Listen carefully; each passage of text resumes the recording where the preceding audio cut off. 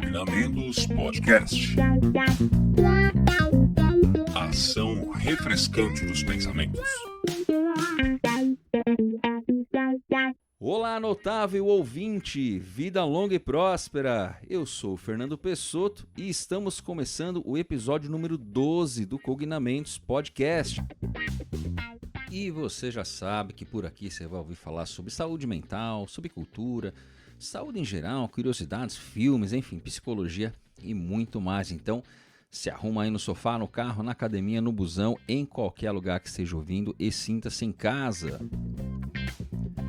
Para começar dando aquela força, já segue o nosso perfil lá no Instagram, que além dos posts, dos episódios, teremos outros conteúdos, em outros formatos, e todos serão informados por lá pelo Instagram. Então não fique de fora, o nosso perfil é o @cognamentos. E como você já é de casa, já sabe que se quiser pode sugerir qualquer tema aqui pra gente. É só mandar um direct lá no nosso Instagram, fique muito à vontade, a sua opinião é sempre muito bem-vindo. E se puder avaliar o nosso podcast lá no Spotify, vai ajudar muito. É só você dar aquelas 5 estrelas espertinhas pra gente, beleza? E eu quero reforçar aqui um pedido especial que eu já fiz no episódio anterior, mas gostaria de falar muito sério com você que está ouvindo. Quando eu falo de nos seguir aqui no Instagram, de nos seguir lá no Spotify, além de nos avaliar por lá, eu sei que muita gente já pode estar falando, nossa, mas é repetitivo. E eu sei, e é repetitivo mesmo, Mas é super importante para o crescimento e para a manutenção aqui do Cognamentos. Como vocês já sabem, esse é um conteúdo totalmente gratuito. Todos os convidados que gentilmente vêm aqui, dividem experiências, falam um pouquinho das suas histórias, participam de forma gratuita, Aqui eu sempre agradeço muito, Mas é claro que para manter esse projeto ativo existem custos. Tem custo de edição, tem custo das artes de capa, Tem o tempo para marcar, para criar pauta, gravar, postar, Tudo isso tem um custo. Então, se você está achando esse conteúdo relevante, se você acha que é interessante, só peço essa ajuda nas redes, pois cada vez mais que pessoas curtirem, avaliarem, encaminharem esses episódios, os algoritmos ali vão entender a relevância desse conteúdo, sugerindo então para outras pessoas, tá? Então, desde já agradeço as pessoas que têm ajudado a manter esse projeto firme e forte aqui. Você que já foi lá, já curtiu uma publicação no Instagram, já encaminhou uma publicação, já comentou na publicação, você que começou a nos seguir no Spotify, que deixou lá suas 5 estrelas, que comentou nos episódios, que pode ser que legal, muito bom, parabéns, que encaminhou esse episódio lá pelo Spotify, que aliás, o pessoal não precisa, vamos lembrar disso, não precisa ser assinante, do Spotify para ouvir lá pelo Spotify, tudo bem? É só ir lá e ouvir, é gratuito mesmo para quem não é assinante, tá bom? Então, se você puder dar aquela força, eu realmente agradeço muito, isso ajuda bastante a gente a manter esse projeto funcionando, beleza? Então, vamos para o nosso episódio aqui que está demais. E hoje estamos aqui com a presença de um grande amigo de longa data, que já esteve em outros projetos aqui conversando com a gente. Ele vai se apresentar e logo mais vamos ver que é um cara que sabe muito do que a gente vai falar aqui. Por favor. Olá, Fernando. Eu sou o Arthur Berberian, eu sou psicólogo, Desenvolvo aí algumas pesquisas na área de saúde mental.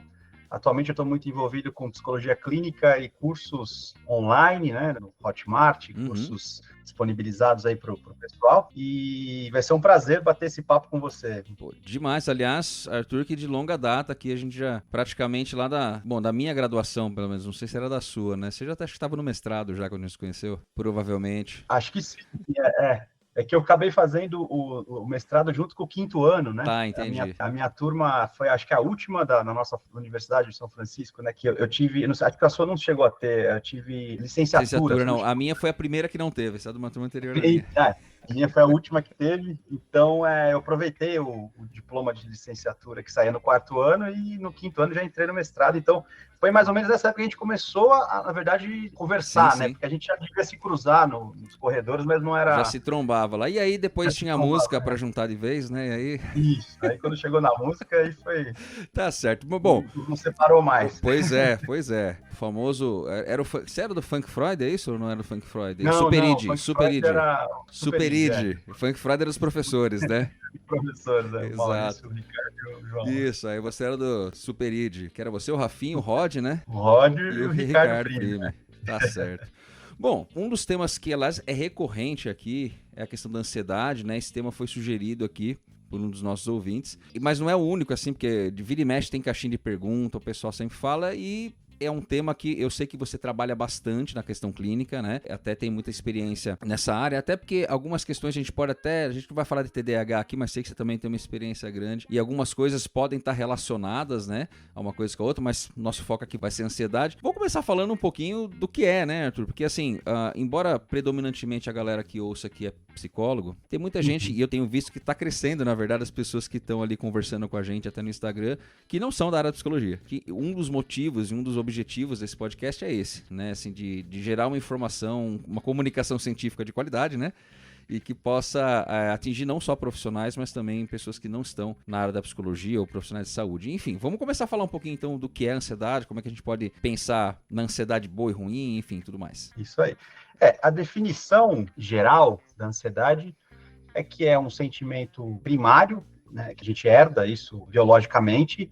Claro que você tem elementos sociais que vão depois moldando isso, mas ela é uma emoção que vai te preparar para viver melhor o futuro. Então, a ansiedade, ela tem na sua função algo muito benéfico, ela não é um sentimento negativo. Então, esse é um primeiro mito, eu já vou definindo e quebrando um mito. Né? A gente tem uma ideia de que a ansiedade, ela faz mal, não podemos ter ansiedade.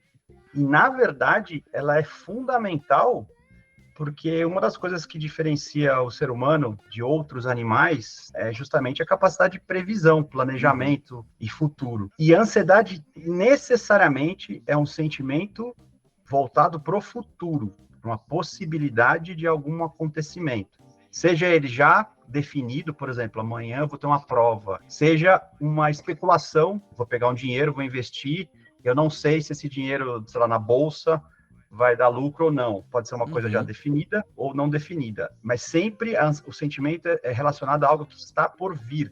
E qual que é a finalidade dessa emoção? Te fazer, então, se preparar para aquilo. Falando por que isso é importante, sem ansiedade, então você não se prepararia para o futuro, você seria pego sempre de surpresa, você estaria sempre desligado, tranquilão, e de repente, o que acontece, por exemplo, que você falou do TDAH, né? Quando você está desatento lá, de repente ele vem... A hora que percebe, já foi, né? Já foi, e tem mais duas outras questões muito importantes, que é benéfica. A primeira é que para você acessar o seu máximo de performance, você precisa de ansiedade. Então, você vai tocar guitarra, você fala de música, você está no palco, né, que você está lá no camarim, né, aquela butterfly, borboletas no estômago e tal.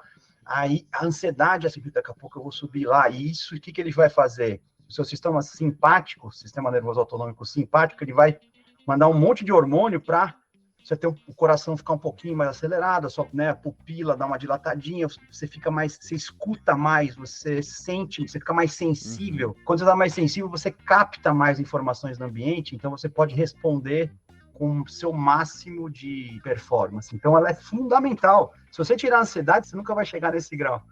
É até um negócio para sobrevivência, então, né, Arthur? Te mantém vivo, né, inclusive, né? Além de tudo, te mantém vivo. Por exemplo, uma ansiedade super saudável para a gente que é pai de família, ou as mulheres também que cuidam da família, né? Puxa, eu gastei um dinheiro num curso super caro, mas eu tenho minhas contas para pagar, e aí? Agora eu tenho que dar um jeito de repor esse dinheiro para não fazer falta no final do mês para o meu filho, tem que pagar a escola, não sei o quê.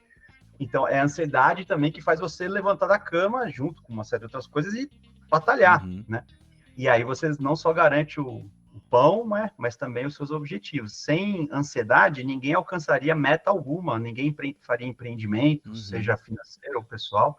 A ansiedade, ela é muito boa. E a última coisa que ela é muito boa é a ansiedade agora na questão situacional, que faz, por exemplo, a gente ter uma noção do horário. Então, por exemplo, começou a chegar perto das 2, a ansiedade já falou, senta lá com o Fernando. Vamos gravar lá.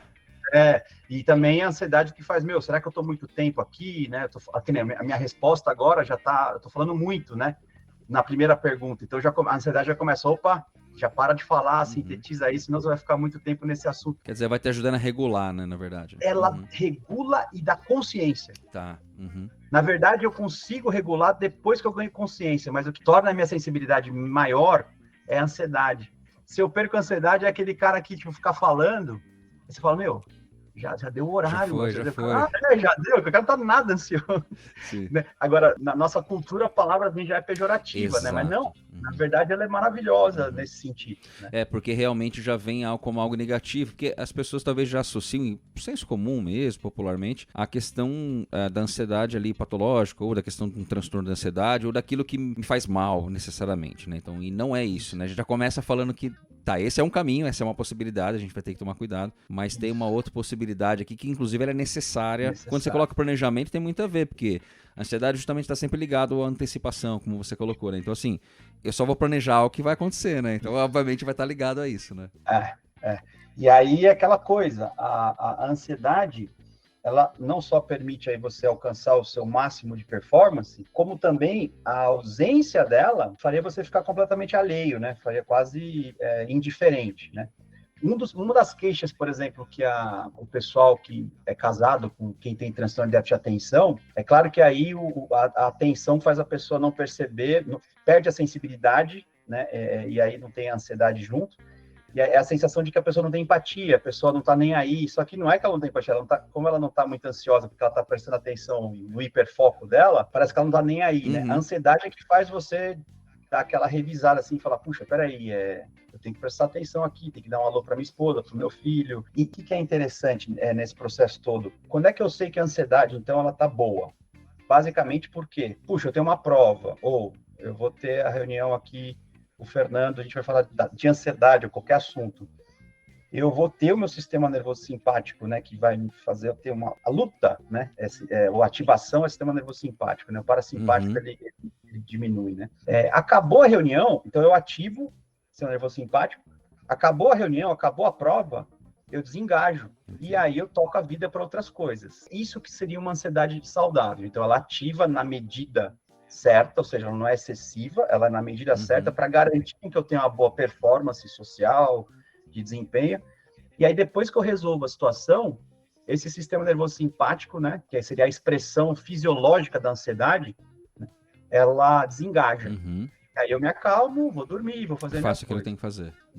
Aí isso seria a ansiedade saudável, então ela tem um propósito, e depois ela finaliza na medida que acabou o problema. E ela me ajuda pontualmente naquilo que eu estou me preparando, enfim, mas Exato. Ela pode também me atrapalhar nesse momento? Aí, antes de, por exemplo, você falou, um dos parâmetros que você colocou, até pra gente começar por um lado, talvez, ali do que não é saudável, você falou, beleza, me preparou para esse evento, passou o evento, tô tranquilo. Mas antes de acabar o evento, eu já tenho como entender se é ruim ou não, se eu perceber que isso tem sinais também pra gente perceber isso, né? Sim, então, basicamente, a ansiedade, ela começa a ficar prejudicial a partir de 2 sinais, né? O primeiro é que a intensidade dela pode ser desproporcional ao fato.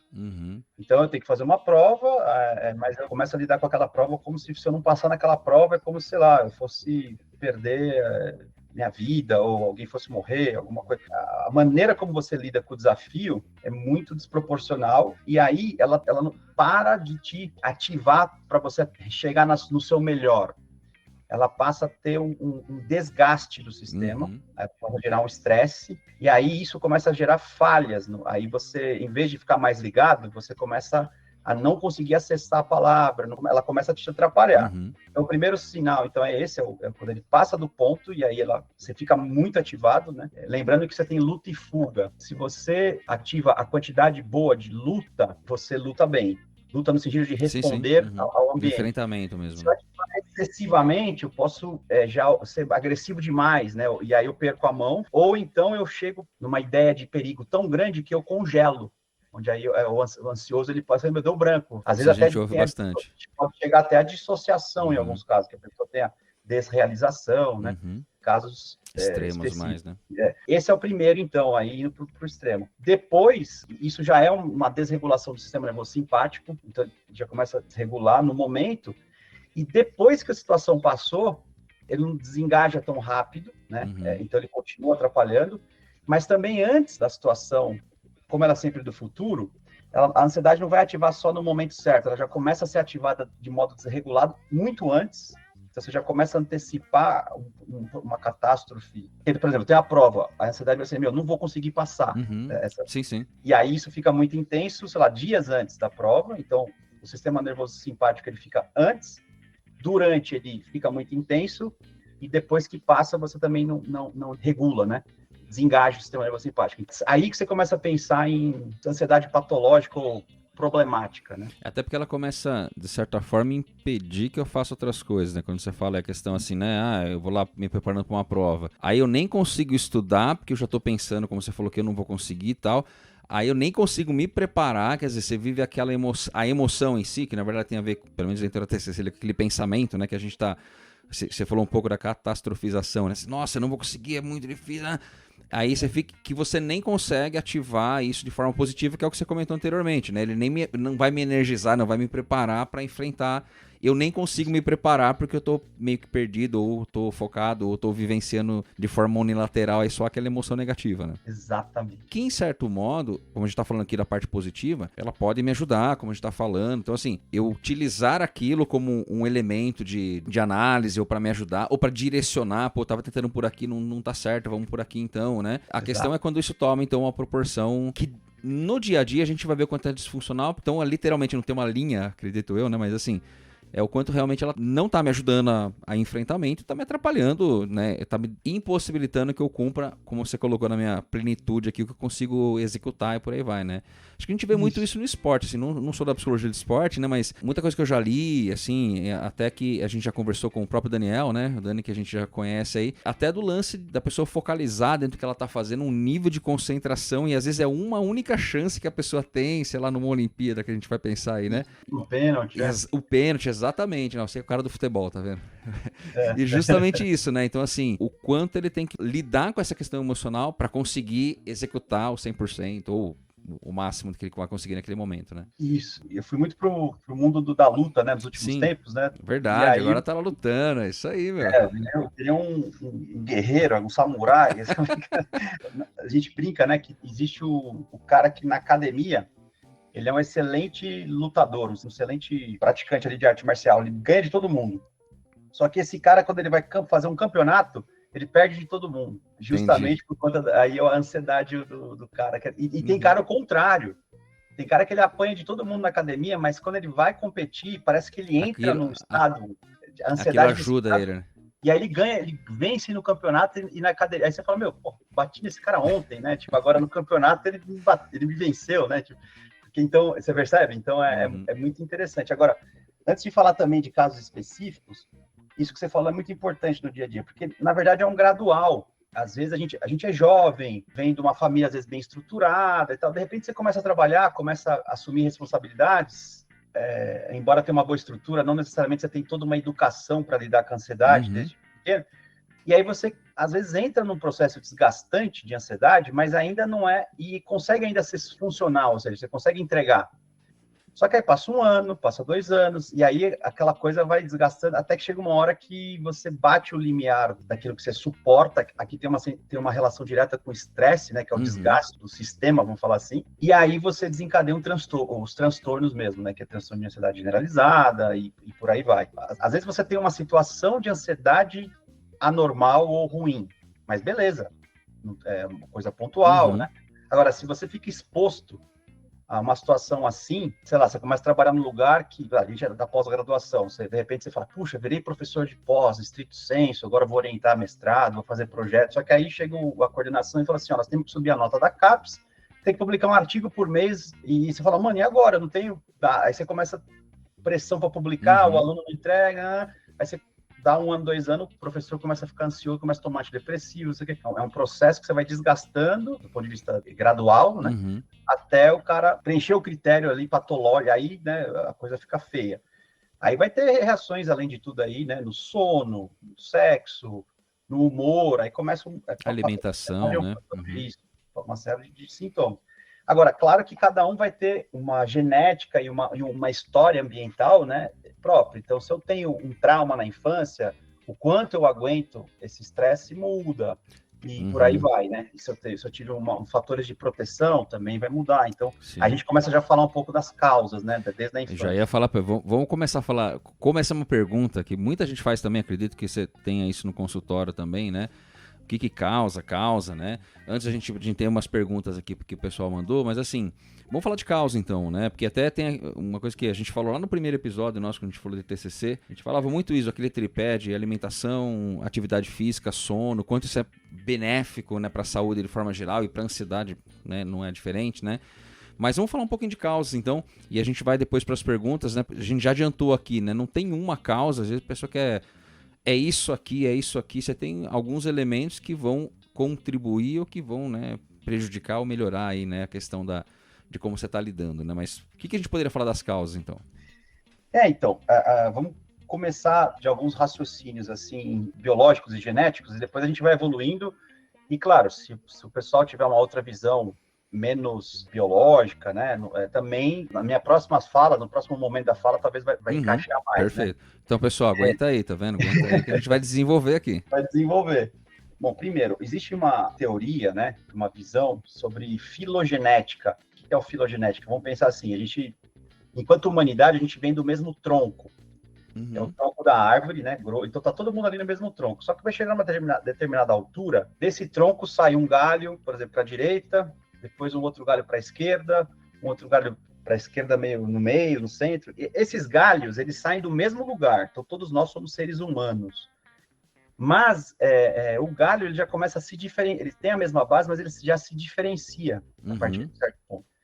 Essa diferenciação significa que essa turma que foi para um galho, da direita, por exemplo, eles vão ter uma semelhança genética maior, apesar de ter a mesma base, do que o galho que foi para a esquerda, que tem a mesma base genética, mas começou a ter uma variação genética diferente. Então, foi para a esquerda, outro foi para a direita, né?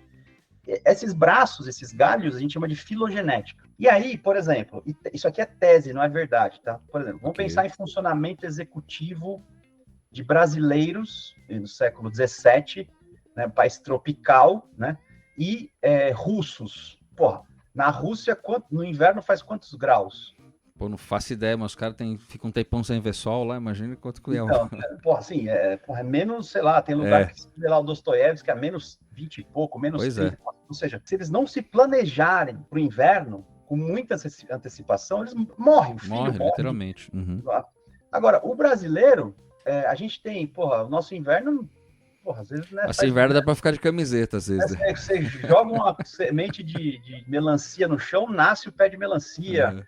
Então, veja, a gente não precisa se preocupar num grau de, pensando em sobrevivência com o ambiente, igual um russo. Então, em tese, esse fator ambiental, ele foi selecionando pessoas lá na Rússia, que foram mais precavidas. Aí isso explicaria, talvez, um pouco do povo germânico, né, eslavo, ser mais frio, mais calculista, porque isso é uma tese, não é verdade, tá? Mas pode ser que seja verdade, mas só para ideia. Enquanto que aqui o latino... mais alegre, o mexicano, né? Por quê? Porque a gente não precisa ter essa preocupação. Assim, o foco é outro. Né? Então, basicamente, um braço genético daqui, por conta desse ambiente, fez a gente selecionar genes mais de boa, mais legal, mais divertido. Lá, os caras mais sérios, porque senão eles morreriam. Então, tem que se planejar melhor. Qual é o grau de ansiedade, né? Provavelmente lá o pessoal vai ter uma ansiedade muito maior, porque pode morrer daqui, não sabe, né? A criança pega uma pneumonia. Aqui nós estamos falando essa seleção. Então, aí começou o mundo crescer, começou a miscigenar as raças. Hoje a gente habita o globo inteiro, misturou as raças. Mas assim, mesmo misturando tudo, alguns vão ter a predominância, então, de uma genética mais propícia a esse planejamento do futuro. Porque já herdou, desde os antepassados aí, essa tendência, E aí eu mudo para o Brasil não tem esse ambiente, só que a minha ancestralidade vem lá da eslavo, povo eslavo, entendeu? Então eu faço parte de um filo. E a genética, embora a gente tenha toda essa visão de engenharia social, né? Não, vamos mudar o futuro, mas a genética não acompanha essa ideia humana, ela demora. Então, uma das causas seria essa. Algumas pessoas, então, ela já traz um desses braços aí, uma tendência a ficar mais ansioso, já nasce com essa tendência, e outros menos. Então, primeira causa seria genética. Então, você é mais sensível a planejar e ficar mais consciente. E aí a própria seleção, quem não se preocupou lá em cima, a seleção levou embora, e quem se preocupou sobreviveu. Então, genética, beleza. Depois disso, nós temos a própria questão da memória, que sem memória a gente não aprende, não evolui. O próprio condicionamento, que é uma forma de memória, um aprendizado, sei lá, eu, quando era criança, meu pai me batia muito, bebia e batia.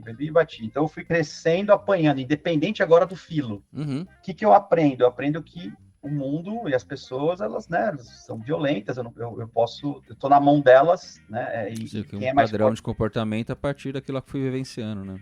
E aí, o que acontece? Lembra do sistema nervoso simpático? O que acontece? Ele já vai ficar na base muito mais sensível a perigo e a dor desde pequenininho. Então, as vias serotoninérgica, dopaminérgica, glutamatérgica, elas já vão criando uma forma de funcionar e conversar com o sistema nervoso endócrino, simpático, parasimpático, de um jeito que, assim, fica sempre atento, senão você vai apanhar. Isso é o trauma. Então, isso pode ser um trauma, só, sei lá, um abuso na infância, pode ser um bullying absurdo que você foi exposto na infância, um só, mas foi o suficiente, sei lá, que foi muito intenso. E pode ser esse crônico, que não é mais assim, você foi, né? Foi exposto a longo prazo. Então, aí o que acontece? Você vai ter uma biologia, então, já sensível. Olhares mais determinados, para quê? Para se defender. Porque a ansiedade dela, lembra, ela busca melhor resposta. Nesse caso, a melhor resposta é de evitar o problema. Aí o que acontece? Como eu sou muito sensível e isso vem de um trauma, eu tenho essa sensibilidade generalizada. Então, situações em que eu não deveria ficar, eu fico porque... Ele amplia.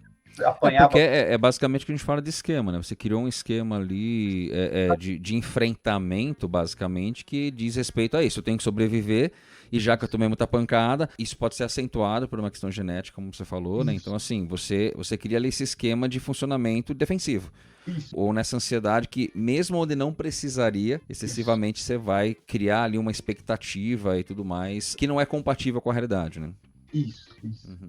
E aí você tem outros fatores aí, agora entrando já na linha psicológica, que também desde a infância aí vai depender da educação da família, do ambiente, né?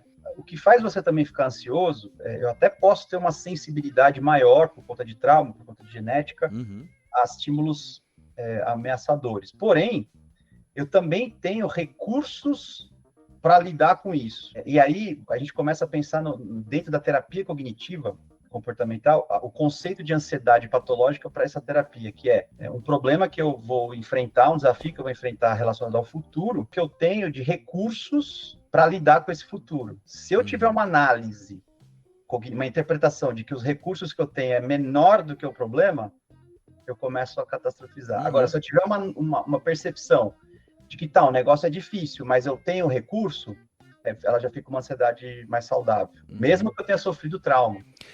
Até porque que você está trazendo aqui, né? A pessoa pode ter um perfil mais ansioso de maneira geral, né? De maneira geral. A pessoa é um perfil, não quer dizer que é patológico, mas um perfil, uma pessoa, né? Que geralmente ela tá um pouco mais preocupada, tal, mas ainda consegue lidar. De novo... Ela consegue canalizar isso bem e fica saudável. Ela vai ser mais proativa, vai ser mais enérgica. E ela torna isso algo muito bom para todo mundo. E aí você pode pensar que ela veio ou de um filo lá de ansiedade, né? Histórico, ou ela até teve trauma, tal, mas ela teve um ambiente pequenininho, fez terapia, a família conhecia, a família deu repertório. Deu suporte, repertório, teve um ambiente mais propício. Às vezes mesmo pequenininho, já tomou medicação, se for necessário. Pronto, o cérebro aprendeu. E aí ela fica desse jeito, mas não fica mais patológico, porque ela tem recurso para dar. Agora, o problema é isso, por exemplo, a avaliação de segurança. Isso é uma segunda avaliação, não é? A avaliação primária eu tenho um problema. Aí vem uma secundária, que eu tenho segurança para enfrentar aquilo. Então, vamos pegar um exemplo, o pânico. O pânico, justamente em relação à saúde, a pessoa perde a noção de segurança, de amparo em relação à saúde. Então, eu tinha uma paciente, ela não melhorava. Não melhorava por quê? Porque olha onde ela entrava. Ela falava assim, olha, eu vou no hospital, faço todos os exames, e venho aqui na terapia, mas assim, é porque eu tenho um negócio, olha só, eu tenho um negócio que talvez a ciência não tenha descoberto ainda. Eu também já tive paciente assim. Então o exame não pegou. Quer dizer, o que ela está fazendo? Ela está anulando todos os recursos que daria segurança para ela. Que poderia dar algum tipo de suporte para enfrentamento e tal, né? Ela ignora isso, né? ela fica com... Ela cria um outro cenário que não existe, na verdade, né? Cria um outro cenário para justificar aquela ansiedade que é uma estrutura, talvez, como a gente está falando aqui. Sim, é o que ela tem. Que é o perfil que ela vai ter para lidar com a situação, né? E aí o trabalho do terapeuta é justamente, quando for tratar, identificar não só os gatilhos que faz a pessoa ter essa desregulação, essa ansiedade excessiva, seja saúde, seja performance, seja confiança no outro, tem várias coisas. Também o que ela teria de recurso para equilibrar isso, mas que está apagado, está empobrecido, que está diminuído, ou que ela não desenvolveu. E aí é uma questão, então, de você desenvolver habilidade. Habilidade, exatamente. Então, aí a gente já começa a pensar, então, como é que eu trataria? Então, às vezes a gente fica muito assim, né? Eu tenho que ver o gatilho. Legal, o gatilho é importante, lógico, mas você também fez um diagnóstico dos recursos que ela tem para lidar?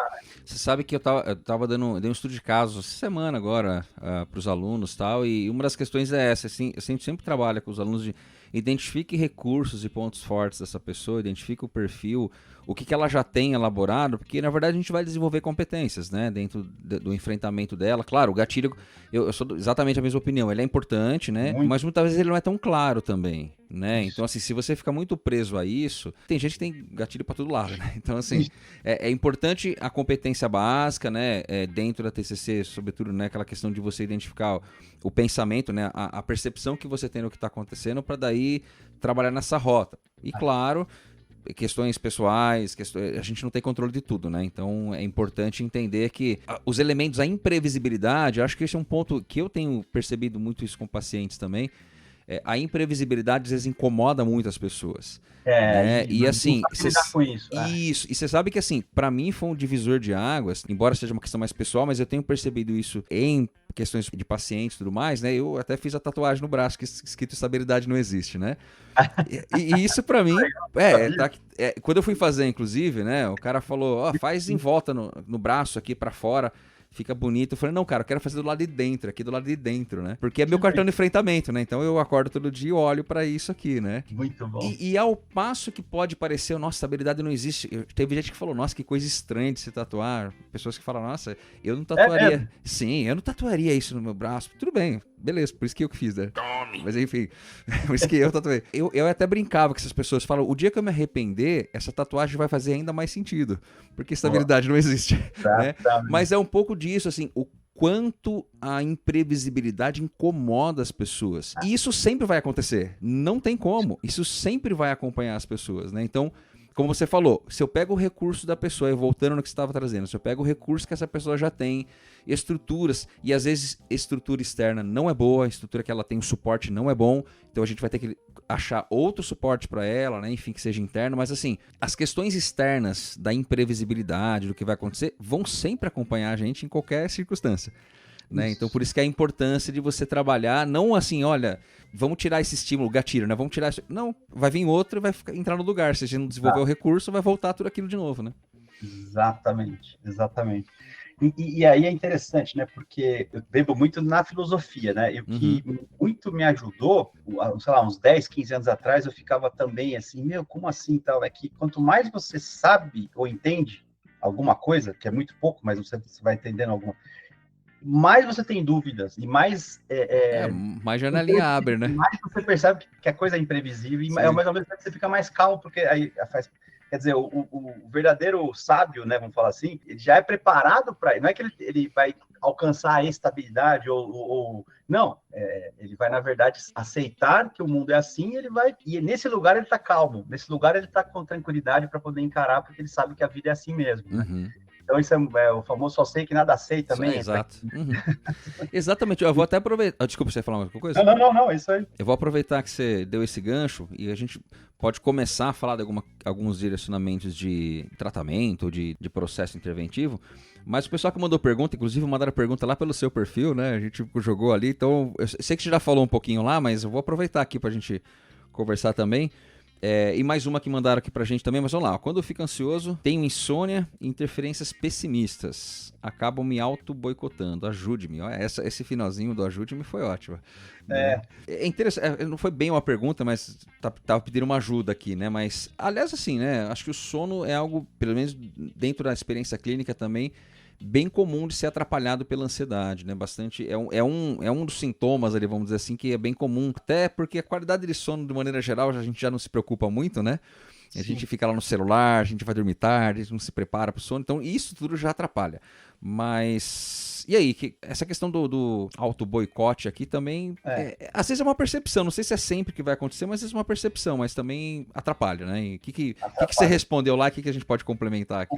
Pois é, então, é claro que é uma frase que ele está falando do problema dele, mas a gente não tem daí Isso, todo o contexto, né? A avaliação clínica, então a gente fala em cima do geral. Não quer dizer que se você também tem esse quadro, o que eu vou falar aqui vai servir para você. A gente tem que ver caso a caso. Mas porque a ansiedade, ela excessiva, ela é uma emoção que ativa o seu corpo para ação.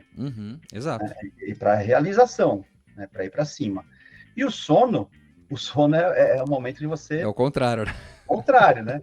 Você tem que desligar, relaxar, né? Desencanar. E aí, qual que é a questão? Se eu tenho aí essa desregulação no sistema nervoso simpático, aquela coisa toda, por conta da ansiedade, vai chegar na hora de dormir, não vai acontecer esse relaxamento, e aí a pessoa vai ficar na ruminação, pensando, aí aí vem a ansiedade, ela começa a antecipar cenários do futuro. Putz, amanhã eu tenho que acordar cedo, eu tenho que encarar aquela pessoa, não sei se eu vou ter dinheiro. E ela já começa a antecipar sempre de maneira catastrófica e nunca antecipa no sentido de procurar necessariamente uma solução. E até que ele encontre uma solução, às vezes o processo de encontrar a solução é um processo obsessivo ou compulsivo mentalmente falando, porque assim, ele fica ansioso, daí ele começa a pensar na solução, daí ele fala, pô, mas eu estou pensando na solução, só que nesse caso a solução está servindo de compulsão, como se fosse um alívio para a ideia de catastrófica. Só que ela retroalimenta. Acaba sendo pior, né? Acaba alimentando a ansiedade, na verdade, né? Tem até a ver com uma outra pergunta, mas depois eu insiro aqui. Por isso que é interessante, porque às vezes o que eu estou usando como, na minha percepção, como solução, pode ser um fator de manutenção ou de alimentação do próprio problema. Então, o melhor a fazer aqui, se fosse o caso, era não pensar na solução, e sim fazer um exercício de relaxamento, de mindfulness, né, de presença, porque no caso pensar na solução, você está pensando como uma tentativa de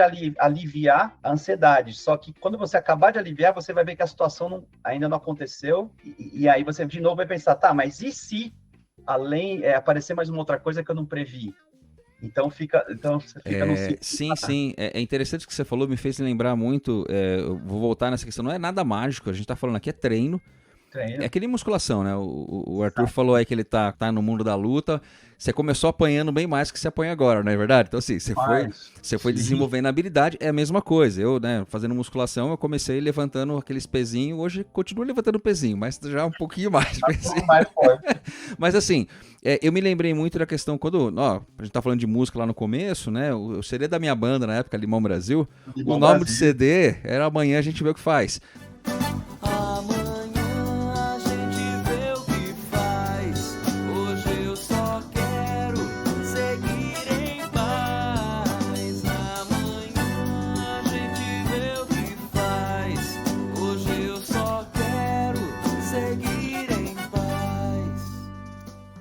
E embora a galera ache que é uma coisa assim, então é deixar pra lá, não é. Foi uma época na minha vida que as coisas estavam dando muito errado. E eu escrevi na época que a gente tava gravando, ia fazendo CD, né? E a gente, até o Joãozinho vai botar um pedaço da música aqui pra galera ouvir. Mas assim, esse não tem problema, pode deixar um pedacinho a mais que não tem problema de direito autoral, não vou cobrar direito autoral. Mas a letra é basicamente uma lista de problemas. Olha. É ali, assim, o carro não pega, isso aqui tá ruim, a parede tá descascando, não tem nada na geladeira pra comer, e era tudo coisa real, assim, né? Era um momento muito complicado, né? Eu falei, amanhã a gente vê o que faz, hoje eu só quero seguir em paz. Esse é o refrão, né? A porta não abre, a luz não acende, e a geladeira tá sempre vazia, e tem muita louça em cima da pia. E a pintura já tá descascando, e tem rachadura, tem infiltração, e é só chuvisco na televisão. Mas era um pouco isso, não é que eu tô deixando pra lá, é que tem coisas que eu não vou conseguir resolver agora, ou eu não vou conseguir resolver tudo de uma vez, então eu vou ter que pegar um ponto, e obviamente, enquanto eu tô resolvendo um ponto, o outro vai até melhorando, mas assim, eu vou ter que partir pro outro depois. Foi uma coisa que a gente vai aprendendo. E eu trabalho muito isso com os pacientes em terapia, assim, né? No processo, assim, olha, é por isso que na TCC a gente tem uma meta terapêutica, né? Querer resolver a vida da pessoa de uma vez só não dá. Não dá, né? E nem resolver dá, né? Então a gente não tem essa pretensão, né?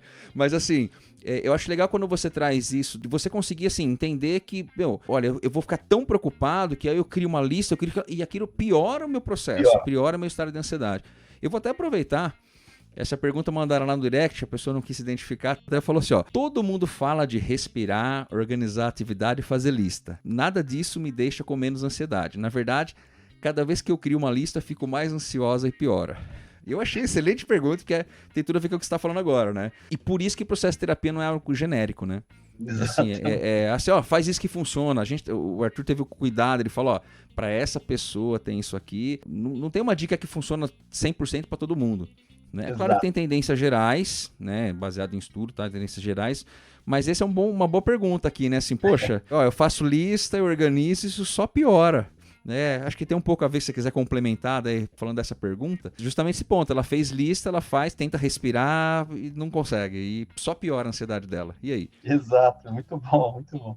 Isso aí é importante porque, assim, aqui a gente pensa em duas questões. Quando eu fico ansioso, ou qualquer problema que você enfrenta, assim, desafio, tem duas características que aparecem, que é a maneira como você lida. Existe a maneira como você lida, que é um traço de personalidade. Uhum. Eu tenho um traço de personalidade que sempre que eu estou num desafio, eu tendo a ter tal resposta. E também pode ser, não só necessariamente um traço de personalidade, ou junto com o traço de personalidade, a estratégia de enfrentamento que eu aprendi para lidar com a situação. Então, por exemplo, vou dar um exemplo pessoal, né? Uma coisa que me matava no passado era assim, aparecia um desafio acadêmico, tinha que escrever alguma coisa, uma análise estatística, ou qualquer coisa na vida, né? Quando eu quebrava o carro e tal, eu falava assim, eu tenho que me virar. Eu tinha uma estratégia de enfrentamento, por conta da minha educação, aí eu fui entender, depois de um tempo, que isso vem lá do meu avô, tem uma história, né? E aí, aí meu pai, meus irmãos, e eu falei, mano, agora entendi, né? Eu consegui quebrar. Foi herdando. Isso, né? Você vai herdando. O que acontece? Eu achava que eu não podia pedir ajuda. Nossa, isso então, a minha estratégia de enfrentamento era assim, tipo assim, eu tô sozinho, mas ao mesmo tempo eu sempre tive uma ideia de que, assim, eu nunca tive um senso de incompetência, eu sempre tive assim, existe solução e eu vou conseguir. Só que o custo para fazer tudo isso, que é aquela história do desgaste, é absurdo. Então, assim, nossa... Você até consegue, né? Você até consegue. Mas eu vou sair, parece que eu apanhei no fim das contas, eu fui atropelado por um caminhão. Então, por mais que você consiga, não é uma autoestima legal essa. Na verdade, é uma estratégia de enfrentamento que, assim... Eu lembro a primeira vez que eu pedi ajuda para alguém, porque eu estava fazendo terapia, e aí eu lembro que eu pedi e a pessoa me deu a solução, e assim, tão rápido, que eu fiquei... Sabe quando você fica perdido? Você fala, o quê? Não é possível, né? Tipo assim, eu tava todo armado já para responder de que jeito, que eu ia ter que fazer um baita de um rolê e tal, de repente me deram um negócio. E aí eu vi o quão maravilhoso é você poder ter recurso, né? O que é o recurso? Pedir ajuda. Às vezes, vou fazer um concurso, eu tenho que estudar tudo sozinho. Porra, mas tem assunto que eu não sei. Foi por conta disso que eu falei, então eu vou contratar um professor particular para me dar aula sobre isso. E aí, cara, eu ganhei um enorme tempo, né? E eu não pensava nisso, eu achava que eu tinha que saber sozinho, né? Então, por que eu estou dizendo isso? Pode ser um traço de personalidade, pode ser uma estratégia de enfrentamento. Essa pessoa aí que você está falando, quando ela faz a lista, ela tem provavelmente um traço de personalidade ou uma estratégia de enfrentamento que, ao fazer a lista, ela continua ativando a resposta que não é boa. Por outro lado, tem pessoa que, se fizer a lista, é um recurso que ela nunca calma.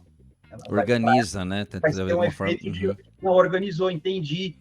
Consigo prever, então, primeiro isso, depois aquilo, beleza, eu vou conseguir dormir. Então, eu tenho que fazer a lista. No caso dela, talvez ela faça a lista, e aí ela, na verdade, dimensiona o problema, que é o que aconteceu comigo. Na hora que eu fazia a lista, eu falava, eu vou ter que fazer tudo isso sozinho. Tudo isso.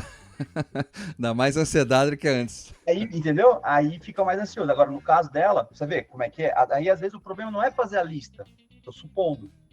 Pode ser que, ao fazer a lista, se ela tem um esquema de que ela tem que se virar sozinha no mundo, não tem ajuda, não tem amparo, talvez ela fique ansiosa porque, agora eu vou ter que me virar sozinha. Então, a intervenção não é parar de fazer a lista necessariamente, é fazer a lista e aprender a pedir ajuda. Por outro lado, pode ser que seja a lista mesmo.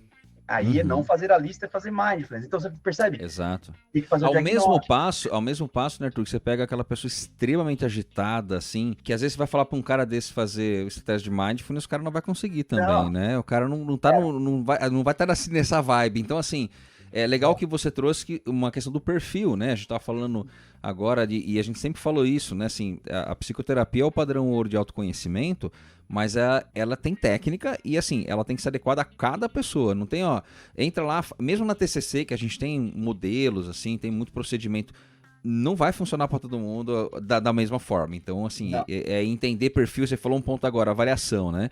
As primeiras sessões eu vou ter que fazer uma avaliação não só do ponto que essa pessoa está vivendo ali, mas da pessoa em si, né? Essa avaliação do perfil para saber, assim, o que ela tem maior probabilidade de funcionar ou menor probabilidade de funcionar, né? Isso. E aí, assim, por exemplo, se eu pego uma pessoa que eu não indicaria fazer lista, se ela, por exemplo, tem um perfil perfeccionista. Sim, perfeito. É isso mesmo. Entende? E aí, qual que é o problema do perfeccionista? Como ele tem uma ideia idealista, e normalmente quem trabalha com ela é incompetente, não serve para fazer nada, então ela centraliza tudo. Ela não vai conseguir pedir ajuda, não vai conseguir delegar.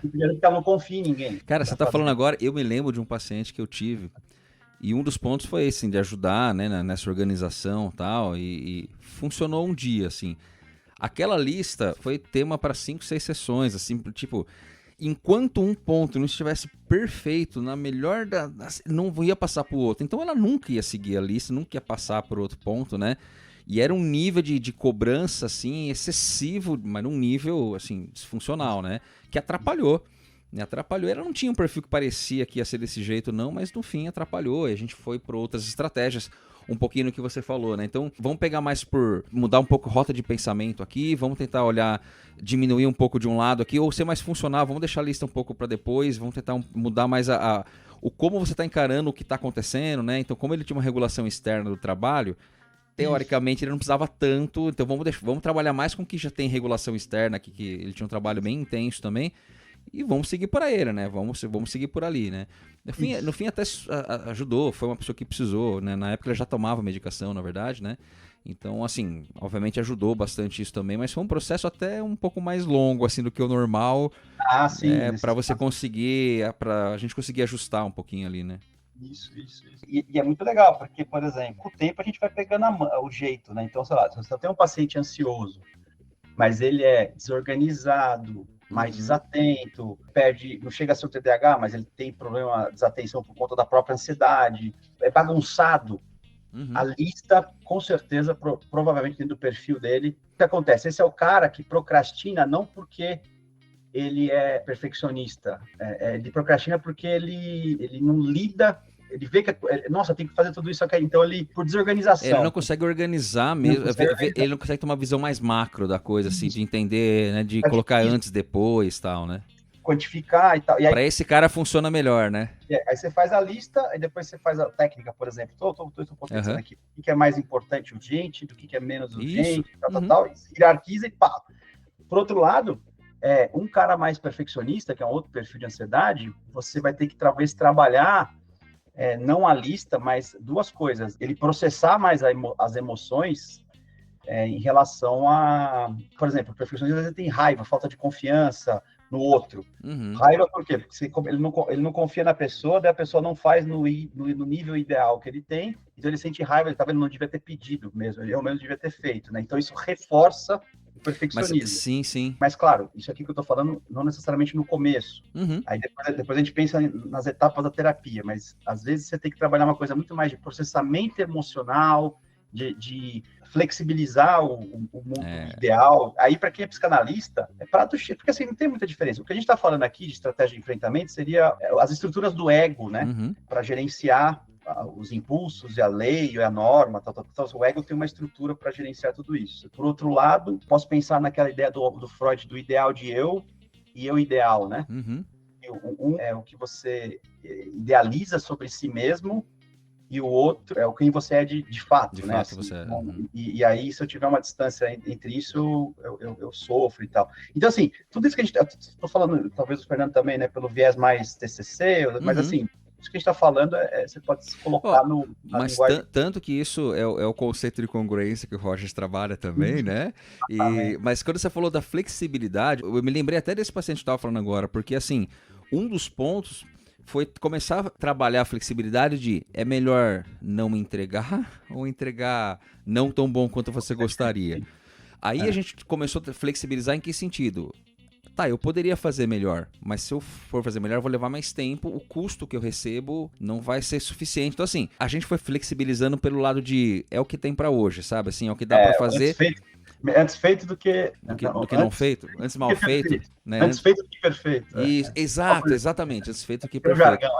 Então, é exatamente esse ponto, assim, não foi que ele começou a entregar, ele não fazia um trabalho ruim, né? Ele trabalhava com design e tal. Mas assim, pô, não consigo. Não, se você demorar demais, você não entrega, o custo fica extremamente alto, nem no fim das contas você não faz.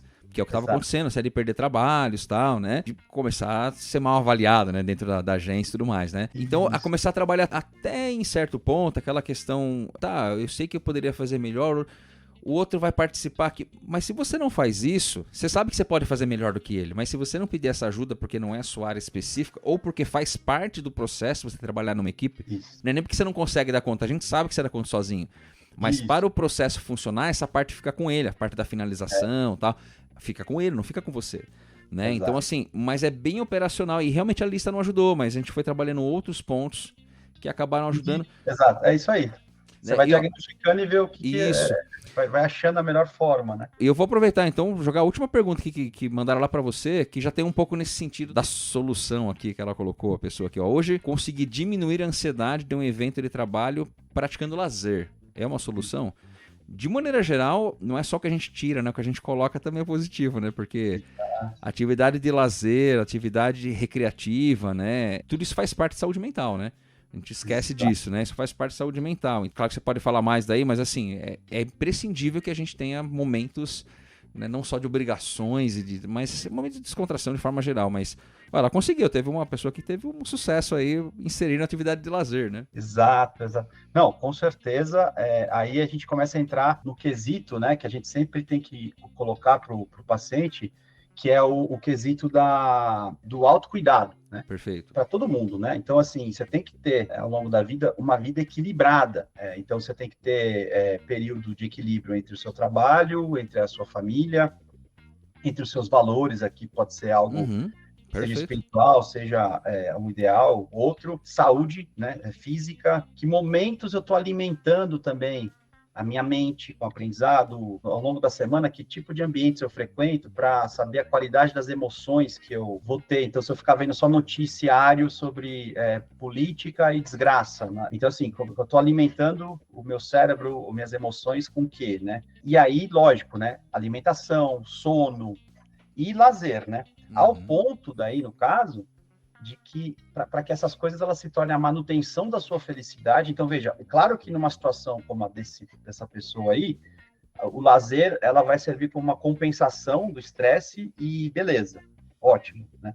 Mas a gente tem que, depois dele conseguir fazer isso, a gente tem que começar a reequilibrar ao ponto de que o lazer não fique só uma compensação, ele fique Mas você usou uma palavra, desculpa cortar, Arthur, você usou uma palavra importante que é a manutenção, porque assim, a gente não tá fazendo isso para não ficar estressado, ou para não ficar com ansiedade, a gente tá fazendo isso para ficar bem, né? Então assim, exatamente, é um processo de manutenção, né, e que muitas vezes a gente esquece de colocar na balança, né, eu preciso entregar, preciso produzir, preciso não sei o que lá, e quando na verdade, assim, né, esse momento de lazer, ele faz parte desse... Quando a gente fala equilíbrio, não quer dizer que tem que estar tudo equilibrado, bonitinho, mas existe uma demanda, e existem momentos que eu sei que eu vou precisar trabalhar um pouco mais essa semana, porque, ok, eu vou cansar, mas eu entendo o motivo.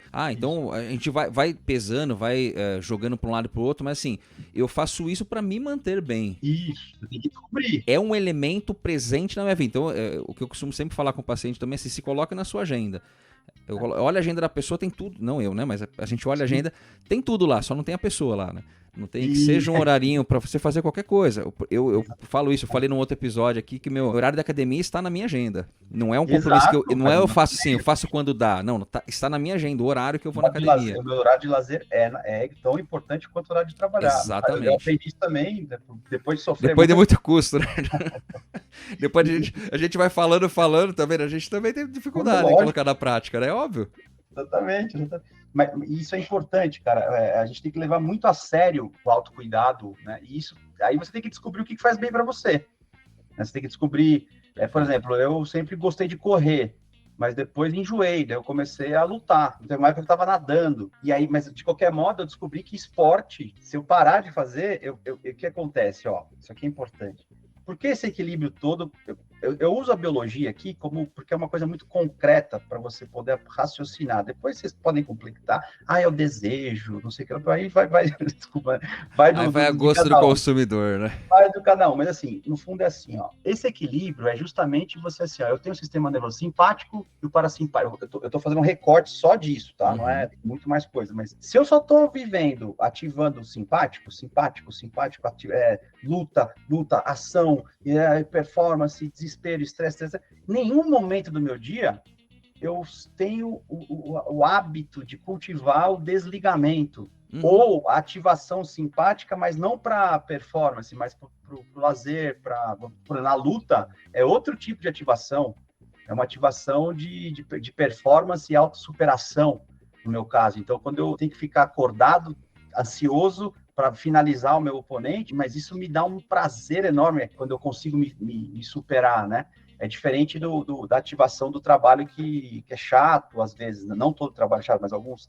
Mas veja, você tem que falar assim, o que eu estou fazendo no meu dia a dia que eu tenho um momento que eu desativo essa frequência. Perfeito. Eu só faço isso quando eu tomo Rivotril à noite ou Zolpidem para dormir. Pô, mas você percebe? Você chegou num ponto que já é o padrão de dependência, né? Só quimicamente eu consigo... e aí não é saudável, porque eu não faço sono REM. Em longo prazo, isso aqui é outro problema também com o paciente. Às vezes o paciente tem que tomar um remédio. Mas eu li que deu Alzheimer. Estou mudando um pouco de assunto, já volto, né? Mas para dar Alzheimer, você tem que tomar, 5 anos seguidos. Você tomar uma semana, 3, você não vai matar ninguém. Né? Mas vai estragar meu fígado. Pô, para estragar o seu fígado, você tem que tomar uma dose muito alta 3 meses, assim. Então, calma, você tomar 1 dia, 2 dias, dose baixa, não faz nada, né? Então, também tem muito essas questões. Às vezes até o medo. Eu vejo muito paciente que é bem relutante a tomar medicação, às vezes na casa da ansiedade. E claro, né? Você vai fazer mediado, você está fazendo mediado por um processo terapêutico, né? Sendo acompanhado, você não está tomando para ficar bem, né? Eu sempre falo, você não vai tomar para ficar bem. Até porque se você só tomar a medicação para ficar bem, não tem muita eficácia, não. Né? Mas no fundo é isso, todos os transtornos. Né? Sim.